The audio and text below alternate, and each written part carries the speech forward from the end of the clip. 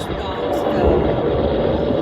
A single remote radar station had spotted the incoming raiders, but mistook them for a flight of B-17s due in from the mainland. The B-17s arrived, and like America, found themselves in a war that had not yet been declared.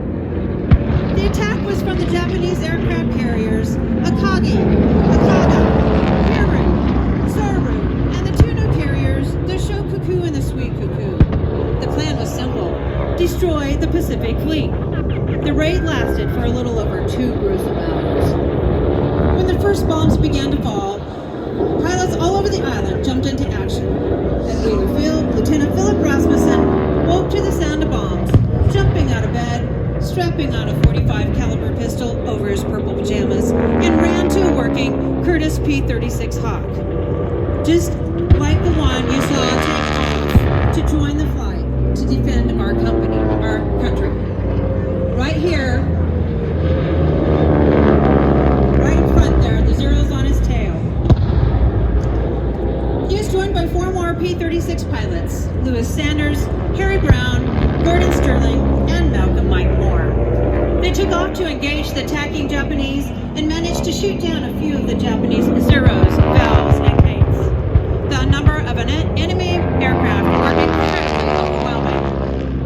Meanwhile, elsewhere on the island, Kenneth Taylor and George Welsh were just returning from an all-night dinner, dance, and poker party. These brave pilots, still in their formal dress clothes, raced to a couple of P-40 Warhawks, got them fielded and armed, and took off. They quickly found themselves in the middle of a real battle.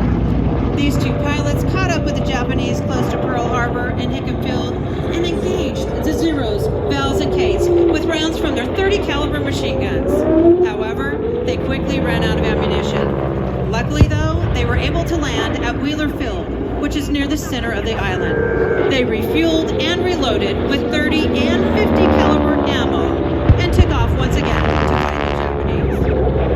The 2 pilots are credited with downing a total of 6 Japanese warplanes before their own planes were disabled. Both pilots received a Distinguished Service Cross for their actions that infamous day. A total of 502 U.S. airplanes lay on the ground at the beginning of the attack. Sadly, 188 were totally destroyed, 159 damaged, and 159 of our aircraft lay on the ground in various stages of disrepair. The first wave of 189 Japanese Zeros, Valves, and Kates hammered Hawaii for almost an hour. Then came the second wave of an additional 171 aircraft to continue the strafing, bombing, and dropping of torpedoes for yet another 70 minutes. That's a total of 360 enemy warplanes. As the attack proceeded at Pearl Harbor and Hickam Field, the devastation was just horrifying.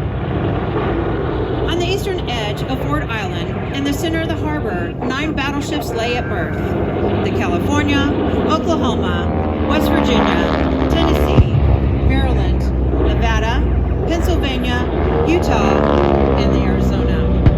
Luckily at the time, our 3 Pacific aircraft carriers were out at sea. First, the Japanese hit with Kate torpedo bombers. The initial wave of Kates hit 5 of our battleships: the Oklahoma, California, Nevada, West Virginia, and the Utah. These Kates were specially equipped with shallow-running torpedoes specifically designed for the attack on Pearl Harbor. You see, the shallow waters here at Pearl Harbor would not allow the use of normal deep-running torpedoes, which leaves no question that this was a well-thought-out plan and not a surprise attack. Then came the Val dive bombers, armed with 1,700 pounds of armor-busting projectiles, originally made for 16-inch battleship guns, but converted to aerial bombs. These planes dived down onto the Nevada and the Arizona.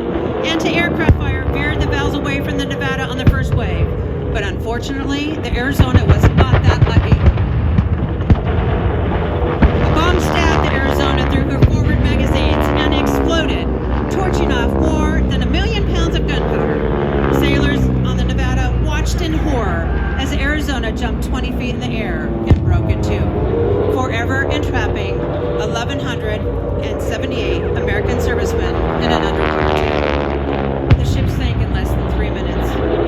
And still today, she remains at the bottom of the harbor in a watery grave, crying black tears as a reminder